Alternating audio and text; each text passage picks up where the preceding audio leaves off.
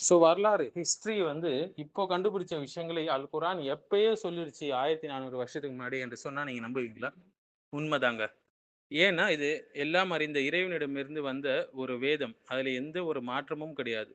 So மனித வரலாற்றில தொல்லியல் ஆகட்டும், நாகரிக ஆய்வுகள் ஆகட்டும், இதெல்லாம் வளர வளர பல விஷயங்கள்ல குரான் வந்து சொன்ன தகவல பின்னால இப்பதான் வந்து உறுதிப்படுத்துறாங்க.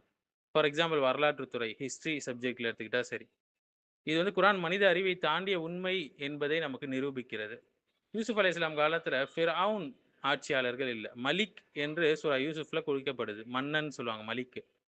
குரான் நபி யூசுப் சம்பவத்துல எகிப்து அரசரை மன்னன் என்று அழைக்குது. வகாலல் மலிக்கு இன்னி அரா சப பக்கராத்தின் சிமானின். நான் 7 கொழுத்த மாடுகளை கனவில் கண்டேன் என்று மன்னர் சொன்னார். ஆனால் மூசா அலைஹிஸ்ஸலாம் காலத்துல ஃபிர்அவுன் என்று சொல்லுது மன்னர்கள. இது ஏன் முக்கியம்னா, நீண்ட காலமாக அதாவது எல்லா எகிப்திய அரசர்களும் ஃபிர்அவுன் என்று அழைக்கப்பட்டாங்க. ஃபாரோ என்று அழைக்கப்பட்டாங்க. ஆனா பின்னர் எகிப்டாலஜில மற்றும் தொல்லியல் ஆய்வுகள் என்ன சொல்லுதுன்னா, யூசுப் அலைஹிஸ்ஸலாம் வாழ்ந்திருக்கக்கூடிய காலத்துல ஹிக்ஸோஸ் கால ஆட்சியாளர்கள் இருந்தாங்க. இவங்க ஃபாரின் ஆட்சியாளர்கள். ஃபாரோ என்று இவங்க அழைக்கப்படல. அந்த பட்டம் வந்து பின்னர் வந்து நியூ கிங்டம் காலத்துல தான் பரவலா பயன்படுத்தப்பட்டுச்சு. அது யூசுப் காலத்துல மலிக்ன்னு இருந்தது. மூசா அலைஹிஸ்ஸலாம் காலத்துல ஃபிரவுன் இருந்தது. இதை குர்ஆன் துல்லியமாக வேறுபடுத்தி காட்டுது. வார்த்தைகள்ல கூட துல்லியமா இருக்கு குர்ஆன். ஒரு 7ஆம் நூற்றாண்டு அரபு மனிதருக்கு இந்த வரலாற்று நுணுக்கம் தெரியறதுக்கு வாய்ப்பே இல்ல. 2வது இப்ராஹிம் அலைஹிஸ்ஸலாம் காலத்துல விண்மீன்கள், கிரகண வணக்கம் இருந்தது. பிளானட்ஸ வணங்குனாங்க. ஃபலம்மா ஜன்ன அலைஹில் லைலு ரஆ கௌகபன் கால ஹாதா ரப்பி.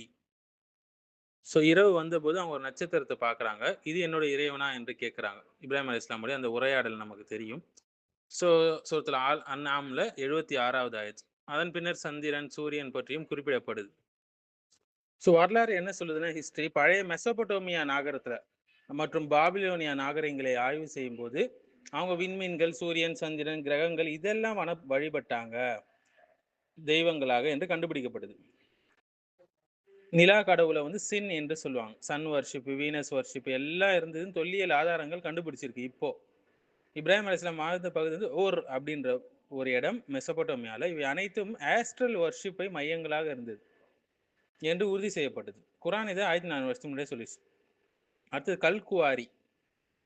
அடுத்தது ஹாமான் பத்தி. ஃபிரௌனுடைய ரொம்ப உற்ற தோழர் ஃபிரௌன ஹாமான, அதாவது பாபிலோனியர்கள், ஃபிரௌன், ஹாமான் இவங்க சம்பந்தமா வரக்கூடிய விஷயம் என்னன்னா, ஹாமான் என்பது பைபிள்ல இருக்கக்கூடிய பெர்ஷியன் கால மனிதன் சொல்லி சொல்றாங்க. இது ரொம்ப தவறான ஒரு விஷயம். ஆனால் பின்னர் சில எகிப்டாலஜிக்கல் ஆய்வாளர்கள் என்ன சொல்றாங்க, ஹாமானுக்கு ஒத்த பெயர்கள் வந்து எங்க வருதுன்னு பார்க்கும்போது ரெக்கார்ட்ல கட்டுமான கல்வேலை தொடர்பான அதிகாரிகள்ல வருது அந்த லிஸ்ட்ல. பழைய எகிப்திய பதிவுகள்ல இது இருந்திருக்கலாம் என்று விவாதிக்கிறாங்க. இது இன்னும் வந்து அகாடமிக் டிபேட்டாக இருக்கக்கூடிய ஒரு விஷயம். பலர் ஹிஸ்டாரிக்கல் எரர்னு எதை சொல்றாங்களோ அல் குரான்ல, அதெல்லாம் பிற்காலத்துல அதுதான் உண்மை, குரான் தான் உண்மை, அவங்க செஞ்சதுதான் ஹிஸ்டாரிக்கல் எரர் என்று கண்டுபிடிக்கப்பட்டது. அல் குரான் அறிவியல் புத்தகம் மட்டும் இல்லைங்க. சிலர் சொல்ற மாதிரி ஹிஸ்டரி டெக்ஸ்ட் புக் மட்டும் இல்ல. ஆனால் தவ்ஹீதுடைய நூல், அது ஹிதாயத் தரக்கூடிய நூல். வரலாறு தொடர்ந்து மாறிக்கொண்டே இருக்குது இல்லைங்களா? ஆனா பல நேரங்களில் தொல்லியல், மனித ஆய்வு எல்லாம் பின்னாடி வந்தது. நாகரிக ஆராய்ச்சி எல்லாம் பின்னாடி வந்தது. ஆனால் குர்ஆன் முன்னாலேயே இவ எல்லாத்தையும் சொல்லிடுச்சு நுணுக்கங்களோடு. ஃபிரௌன், ஹாமானும் அவங்களை படைகளும் என்று சூரத்துல் கசஸ்ல வருது. யா ஹாமானு இப்னிலி சொர்ஹன், எனக்காக ஒரு உயர்ந்த கட்டடத்தை கட்டுன்னு சொல்லி சூரத்துல் கசஸ்ல ஃபிரௌன் சொல்றான். ஹாமான் ஃபிரௌனுடைய கோர்ட் அஃபிஷியலா இருந்ததாகவும், கட்டுமான பணியோடு தொடர்புடையதாகவும், அரசு அதிகாரியும் இருந்ததாகவும் தெரியுது.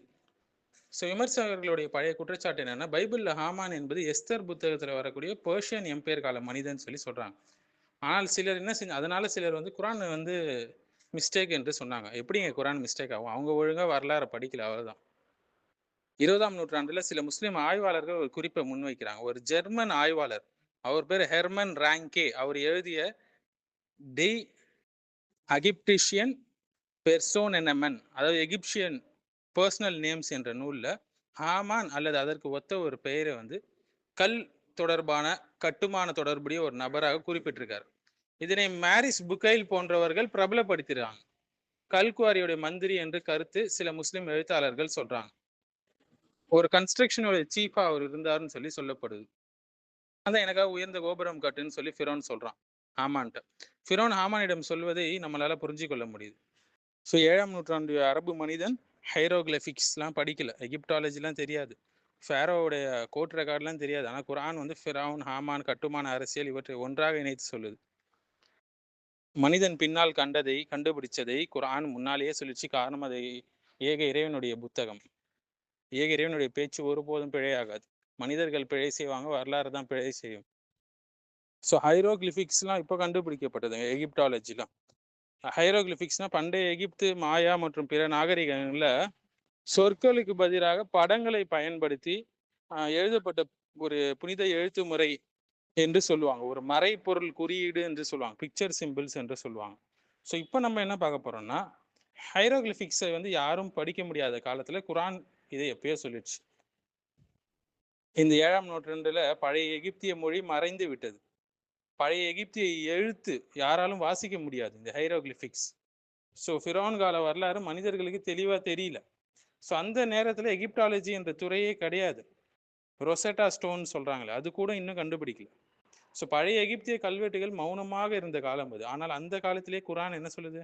ஃபிரௌனை பற்றி சொல்லுது, ஹாமானை பற்றி சொல்லுது, அரண்மனை அரசியலை பற்றி சொல்லுது, கட்டுமான பணிகள் பற்றி சொல்லுது, எகிப்திய ஆட்சி அமைப்பு பற்றி பேசுது. பின்னர் என்ன நடந்தது? 1799 தான் ரொசெட்டா ஸ்டோன் வந்து கண்டுபிடிக்கப்படுது. பின்னர் வந்து இந்த ஜீன் பிராங்கோய்ஸ் சாம்போலியன் போன்ற ஆய்வாளர்கள்லாம் என்ன செய்கிறாங்கன்னா, ஹைரோகிளிஃபிக்ஸை டீகோட் செஞ்சாங்க. அதன் பிறகுதான் பழைய எகிப்திய பெயர்கள், அதிகாரிகள், கட்டுமான அமைப்புகள், ஃபிரௌனுடைய அட்மினிஸ்ட்ரேஷன் எல்லாம் தெரிய வந்தது. எல்லா தகவல்களும் மனிதர்களுக்கு தெரிய ஆரம்பிச்சுது. இதுலேருந்து தான் மாடர்ன் எகிப்டாலஜி உருவாச்சின்னு சொல்லுவாங்க. ஸோ குர்ஆன் ஏற்கனவே இதெல்லாம் சொல்லிடுச்சு இல்லைங்களா? எகிப்டாலஜி ஆய்வில் கண்டுபிடிச்சதெல்லாம் குர்ஆன் எப்பயோ சொல்லிடுச்சு நமக்கு. ஆமானை பற்றி, இந்த கன்ஸ்ட்ரக்ஷன், அரசு அதிகாரம் பற்றி. ஸோ நபிகளார் ஹைரோகிளிஃபிக்ஸ்லாம் படிக்கல, எகிப்சியன் இன்ஸ்கிரிப்ஷன்லாம் தெரியாது, நபிகளாருக்கு எழுத படிக்க தெரியாது. உம்மி நபி. ஃபேரோவுடைய ரெக்கார்ட்ஸ்லாம் அவங்க அணுகலை. எகிப்டாலஜி என்ற விஞ்ஞானம் கூட அப்போ இல்லை அந்த காலத்தில். ஆனால் குர்ஆன் தெள்ள தெளிவாக சொல்லுது, நுணுக்கமாக சொல்லுது ஃபிரௌனுடைய கால விஷயங்கள் எல்லாத்தையும். வரலாற்று தனித்துவங்கள் இதெல்லாம். வரலாறு மௌனமாக இருந்த காலத்தில் குர்ஆன் எப்பயோ பேசிடுச்சுங்க பல உண்மைகளை.